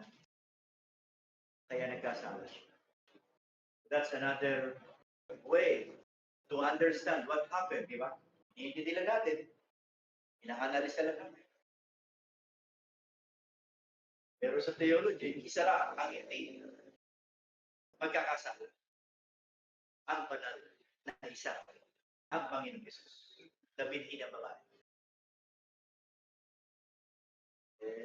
Pinikot-ikot tayo ng theology. Susunod ka rin. Mahala sa buhay. Question. Dito na tayo magtapos muna para hindi mo nakakaawa yung mga absent ngayon. Nasisingilin ni RC ng 100. Baka ako, 100 na eh. Eh, 100. Eh, kung hindi mo kabayad, magre-reklamo. Pagka hindi makabayad, sabihin mo 300. Bakit? Hindi ka makabayad. Di ba? Yun ang commitment natin eh. Okay, any question? Para for the sake of those who are able to attend for whatever reason. Para meron naman sila. May papinakayin next week. Promise. Yung weakness, no? Handling the weakness. Question or reflection?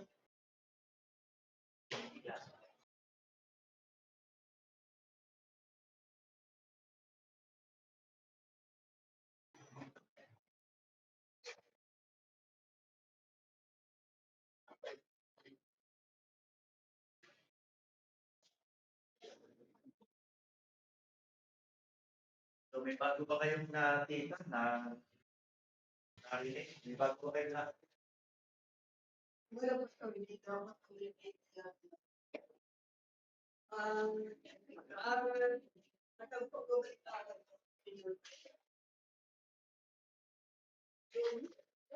Kung hindi mo nabigyan sa akin, dapat pag-aaral ako. Ay, hindi lang dahil. Para na ano kayo ba? Matatayin ka rin sa akin pagka walang yun. Huwag na siya. May air. Exhaust. Simple po, hindi mo dapat hiwalay ang anong katotohanan sa katotohanan ng pagkamakasalanan at pagliligtas. Kung paano hindi mo dapat hiwalay ang anumang katotohanan sa Panginoong Yesus at sa kanyang pagligtas.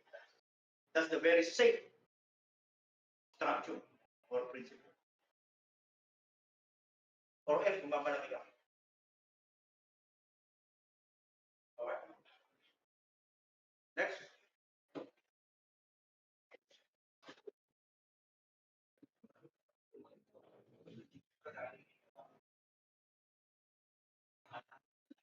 Tanong or reflection? Is in any?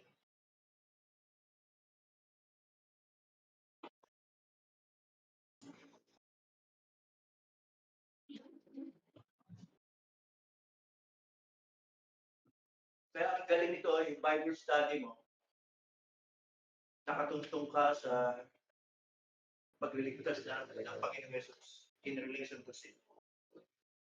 Kasi ang katotohanan, ang means ng sanctification, di ba? Ng paglilinis. Kaya kung hindi ka nang gagaling doon, hindi makikita kung anong nililinis. Hindi na makikita. Hindi mo maintindihan kung anong nililinis sa'yo. O hindi mo ma-appreciate yung function ng salita as may sanctifying effect. Kasi hindi ka nagagaling sa principle of sin remaining in you. Na hindi dapat mag-dominate o mag-rule.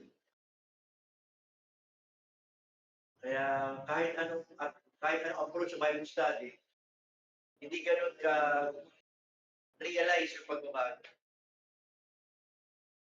Sa akin, aking komentary sa aking mga pagbabasa sa ibang approach sa Bible study, hindi ka makawalan yun.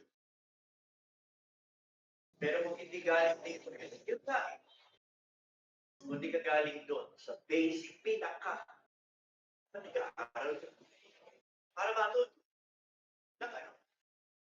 Para ano? Diba? Pero kung para maligtas, uy, upo tayo, di ba? Tayo na rin pag-uusapan dyan. Para maligtas. Para mas makilala ko si Jesus. Para mas makita ko yung kanyang yung kadakilaan ng kanyang pagliligtas. Kaya kung may pagtalo na kayo.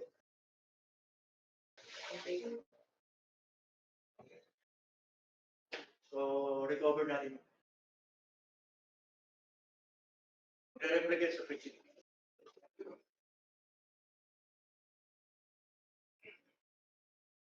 As a reforming advocacy in one place. Next. Yeah, let's learn it. Gagabayin yung katagang mga interes. Baka matulog. Ako sa na-appreciate ko, thank you po sa lecture, yung kalagayan natin na makasalita.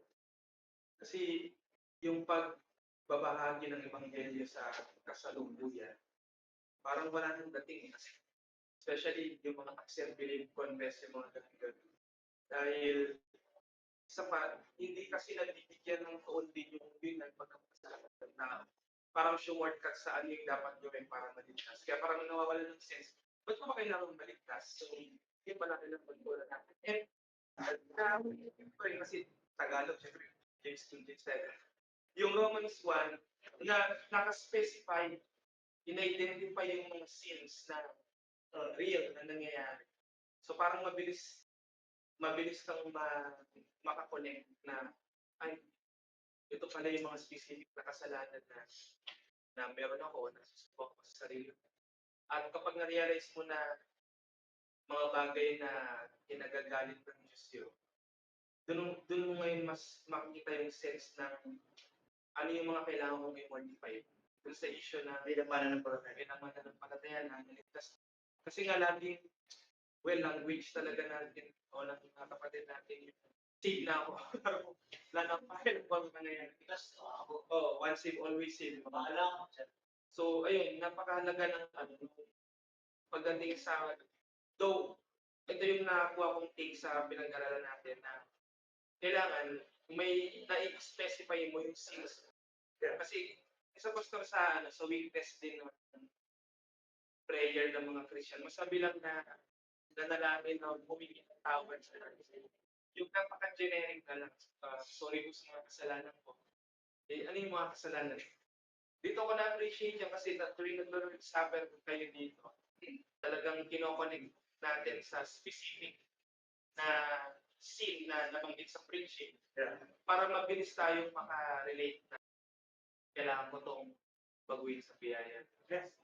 That's the use of means. Okay? Next. Online, wala. Question? Pinapapas. Wala pa nang nag-raise sa question. Okay. Wala nag-raise sa question. Reflection. Ipasa ko, reflection. Doon kanina sa part ng, kasi nabanggit ko yung ibang aspect of sin, yung pleasure, penalty, power, kasi pinaka-pinag-tukan ng power. Aspect ng salvation. Aspect ng salvation, sorry. Isang magandang paalala yun, lalo na, kasi madalas when it comes to sanctification, tsaka when it comes to yung pagpapabanal sa sarili, madalas kasi nasusumpungan tayo na nagiging masiyanin o nakaas sa sarili. Na for example, kailangan kong gawin to para maging banal ako. Bagamat hindi natin minamalikan o minamasama. Pero tulad ng sinabi niya, nakakalimutan na natin yung simplicity of the gospel. Na ginagawa natin komplikado yung buhay natin. Instead na bumalik ka kay Kristo, tanawin mo yung ebanghelyo. Ano ba yung gawa at bisa nito? Na minsan we practice yung good works, pero nakakalimutan na natin yung good deeds that Christ has done. So isang rebuke siya, lalo na kapag, yun nga, kasi nagiging hypocrisy. Malalaglag ka rin sa hypocrisy na may sense of guilt ka na ginagawa mo yung isang bagay, pero still, nakakalimutan mo pa rin yung gospel.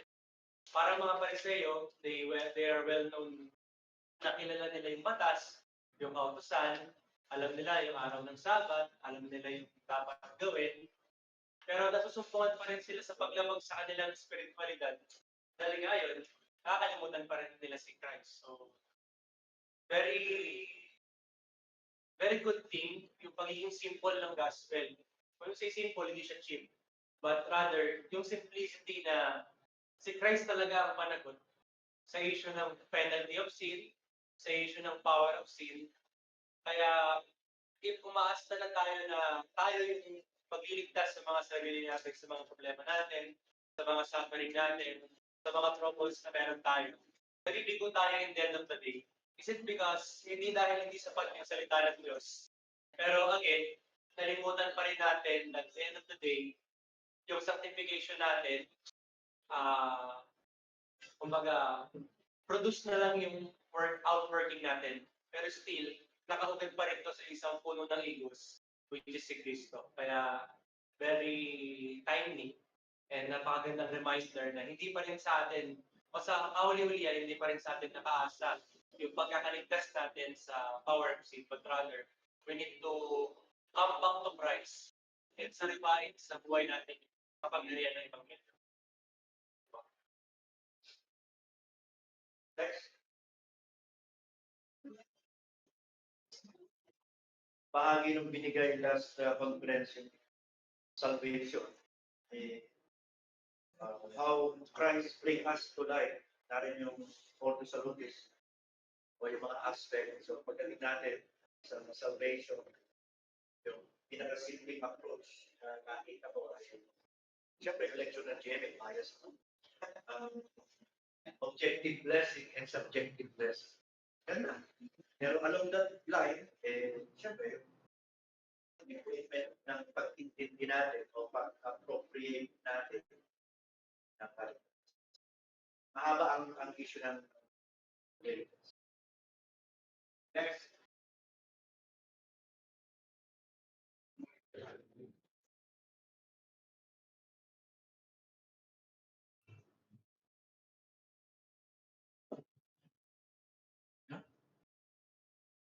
Mahirap talaga pagkatulog mo biglas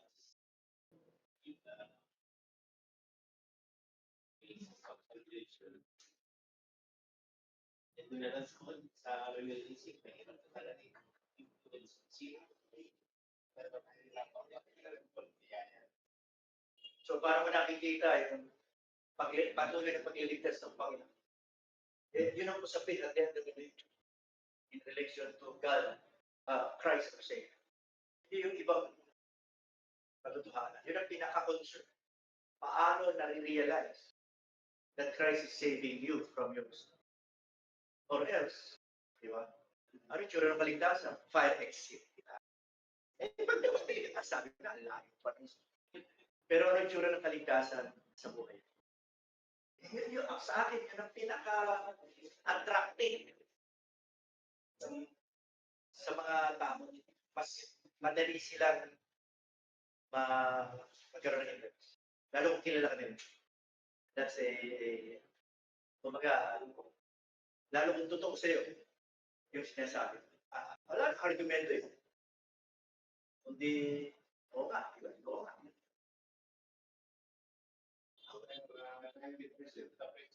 Kaya nang magtiwala na sila ligtas na. Lahat ang ligtas na. Every time,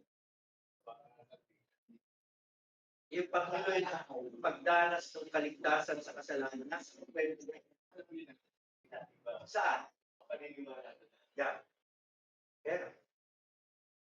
So isa yan sa reforming concern natin sa mga iglesia o sa mga evangelical o sa mga professing Christians. So dyan malaki ang usapin kaysa sa ibang mga araw.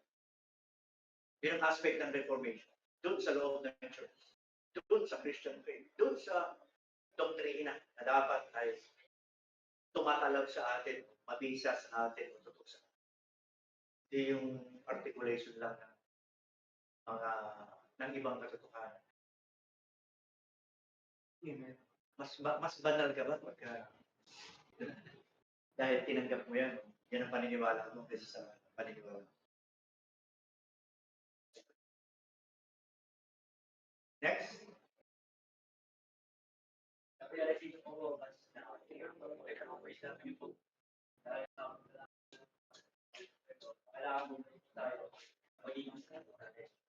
Dahil nakita ko na sa usapin ng evangelist, since naintindihan niyo ito, hindi niyo rin sa since naging gusto niyo po yung magiging klase. Ngayon, sa dumi niyo since nanggaling din po, yung biyaya po talaga ni Cristo. Kaya kayo ligtas. Tuloy na ligtas sa klase. Kumbaga, mas confrontational po. Tsaka, yun nga, sabi nga, mas naging connected po. Since meron tayo sa relation sa usapin po ng mga ibang sabi. Kaya, dito po ito sumbat sa inyo, kaya pausap ko na, hindi, pagkakaroon yung mga Kristiyano eh. Since, ay nga po madalas na atin na, makinig ka.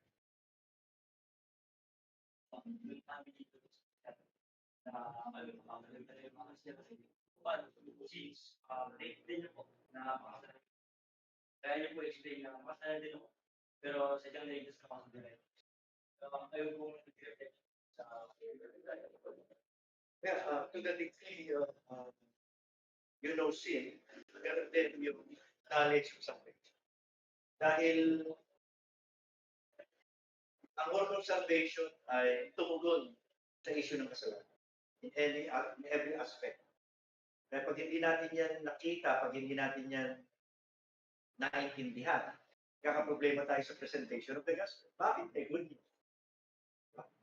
So, kung walang bad news muna. Kasi yun ang sila, yun ang background. Kaya nga may liwanag, dahil may dilim eh.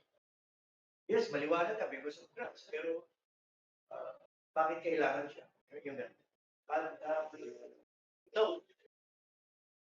Ang doktrina ng kaligtasan mula sa ginawa ng Diyos kay Kristo ay tumugon sa problema ng kasalanan. In any respect na sinira natin yung ating sarili. Sinira natin ang relation sa Diyos. Sinira natin ang relation sa kapwa. Sinira natin ang community, ang society. Sinira natin lahat ng yan. Tinugon ng kasalanan. So, doon ba yung kanta natin, grace greater than us. Yun ang beauty ng salvation of Christ. Hindi yung pag namatay ka, langit ka. Papaw nun, totoo yun. Move on from that there's a story. Diba? There's a story.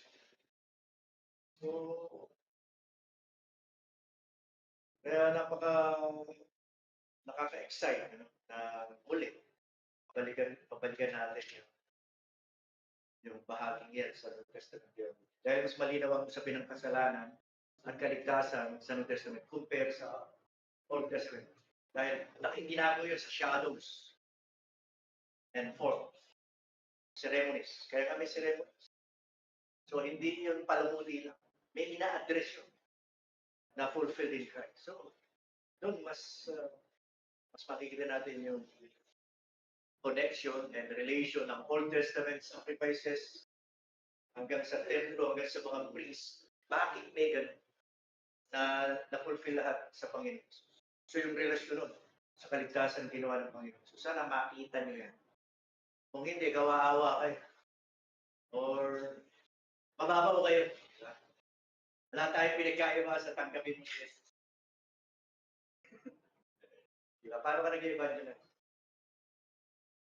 Ang pinaka-worst reform, di marunong mag-evangelize. Pero tulip yun.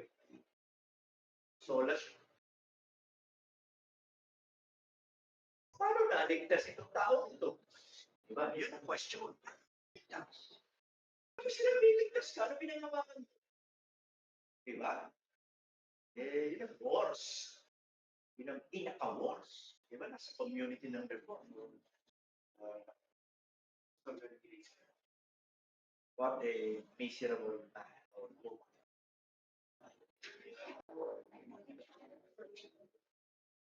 Pero ba, last?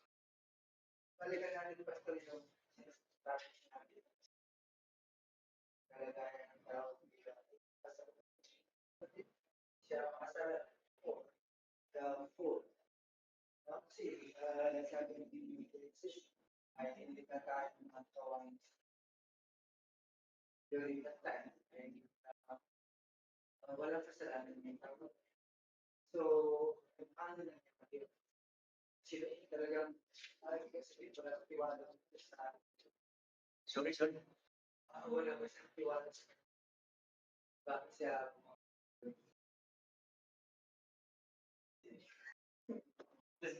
Hindi ko alam. paano kaya nangyari? Hindi ko alam. Sa theology, papasok yan sa decree of God. God decreed the following. Kasi nangyari. So yun ang comfort. Yung comfort ng theology. Pero yung approach na wala bang tiwala ng Diyos sa creation, hindi ko ba na-entertain? Ang sagot na inaalok ng theology ay yung God's decree.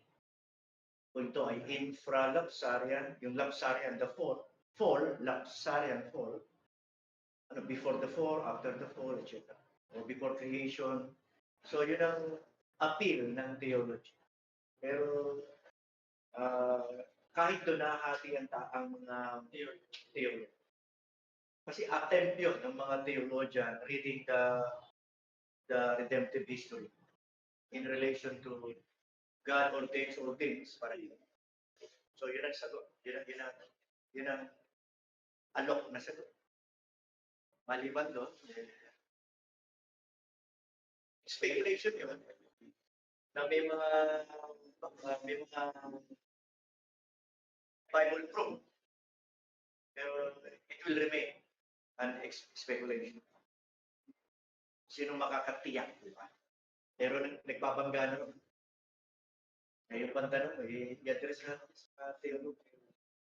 Mas maganda yung sagot niyo kanina. Yung sa about dun sa scene na yun. Yung sagot niyo kanina, kung meron kaisa-isa, hindi magkakasala o hindi mo pusin si Christ lang. So yung ma-address naman yung sagot ni Pastor na if God will create a creature, then therefore, the creature itself is able to disobey Him talaga. Kasi kung meron man talaga bukod tanging hindi magkakasala, ang Diyos lang. So ang Diyos naman ay hindi gagawa ng kapwa niya Diyos, sinabi ng Isaiah. So tama yung sagot niya kanina na maliban sa Diyos, lahat talaga ng nilikha ay maaaring magkamaling magkasala. So I think mas safe yung sinabi niyo kanina na si Christ lang ang magkakasala. Kaya nadali dun sa infrastructure. Kaya nga sabi, yun ang alok ng akademya. Who can satisfy? Wala. Pero kay Kristo, na hindi nagkakasama, doon tayo sa. So, that's the reflection niya. Kasi lalaglag na ako. Lalaglag na lang eh. Pero may isang lalaglag, ba't naman tayo tatambay kay Adam? Di ba? Kasi, so yun ang parang ano yan eh. Parang yung argumento ng unang-una ko na expose dyan, di ba? Talagang mali-discourage ka, wala nang magagawa ang tao. Sabi nung pastor to eh, ba't ka bababad kay Adam? Dami si Kristo. Ano ka ba? Di ba ng progress and revelation? Ano ka ba eh? Tawid ka na. May Jesus na eh. Doon ka. So ano bang theological articulation na full-time academic kahit nangyari? Wala tayong magagawa. Kahit ang argument. At the end of the day, may Kristo eh. Problema bakit natong ka kay Adam? Pinagdidis ka na kami. Ikaw ilagay ko doon eh. Di ba? Yung nasabi kong pastor, Edgar Lua, ikaw ang ilagay ko doon eh. Makakasigurado ka hindi ka magkakasala. Okay. Yun ang ambag sa akin ng unang Baptist pastor. Na nakatanim yan sa marami pa. Na lumalabas. Uy, di ba yan? Kaysa murahin mo yung mga tinanggap ko eh. Pag naman toyo ka. Di ba? Tinanggap ko, nagpakaligaya ka eh. Di ba? Kaya lang. Siyempre, ni-reform ka ron, tinanggal ka, so salamat ka, mean sila. Kaya huwag kayo magagalit sa mga former church. May mga natutunan kayo. Nag-replika siya doon sa isang kapatid. Ulo na lang, murahin yung mga Pentecostal, bakit daw hindi natutunan yun? Hindi dala ng pastor na yun. Ano problema mo? So, pasalamat ka nila, may naagip ka. At tinawid ka rito. Okay. Maging grateful ka kasi kung hindi ka tumando, di makikita. That's the way of preparation, looking back, providence. Kaysa mag-ngit-ngit ka, magtanim ka na sa manalo. Wala nga silang ibibigay, hindi sila reform. Armenian sila, ano i-expect mo? Nega pa ang presentation ng reform. Ganun talaga. So, pasalamat tayo, nakatawid tayo, di ba? Kaysa sisihin mo, providential yun. Ang Diyos na naglagay sa iyo dyan. Salamat ka, tingnan mo yan, in a brighter way na yan ang dealings ng Panginoon. Kasi hindi ka dumirekte. Ang purul-purul mo eh. Pinadaan mo na rin. Pinadaan mo na rito, tsaka tinawid, di ba? Di ba? Ang bait-bait ng Diyos sa'yo, di ba? Dami mo natutunan mali. Tama. Bakit? Galing ko sa mali. Grateful ka sa Panginoon. Yun ang approach natin sa providence. Para matagpuan tayo, I'm grateful, Panginoon. Salamat. Pinadaan niyo ako sa proseso niya. At sa mga kaalamang ito, kung hindi ko ma-appreciate ang other side of the subject. Kaysa magpukpok tayo, murmuring is a sin against His sovereign will or sovereignty and His wisdom. Nagkamali ang Diyos, dinala ka sa Mark. Diba?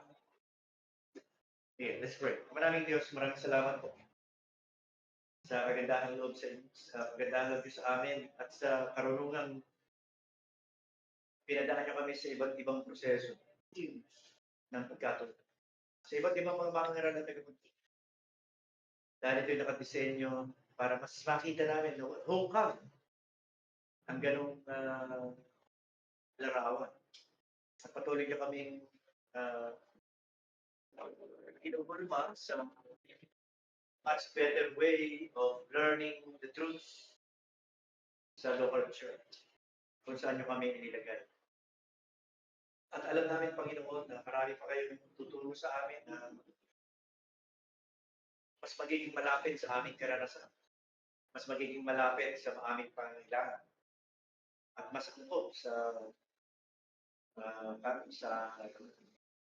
kaluguran ninyo at layunin ninyo sa amin bilang iglesia at magpapalagay. Kaya maraming salamat po sa lesson ito na nagpapakita ng aming tunay na katayuan sa inyong harapan. Upang di kami malaglag sa disappointment, discouragement, even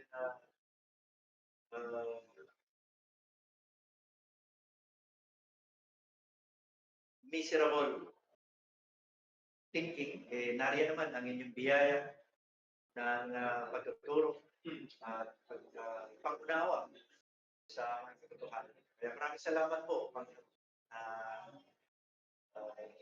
Itinawid nyo kami at ngayon nga, looking back, nakikita namin ang mabuting layunin ninyo. At kami po ay matagpuan na thankful and grateful sa anumang kinalugdan ninyo na daan. Alang-alang sa kapurihan at kalumalatin ng Panginoon Jesus. Amen. Thank you, mga kapatid. Thank you po sa mga dumalo. Let's end the call na po. And God bless everyone.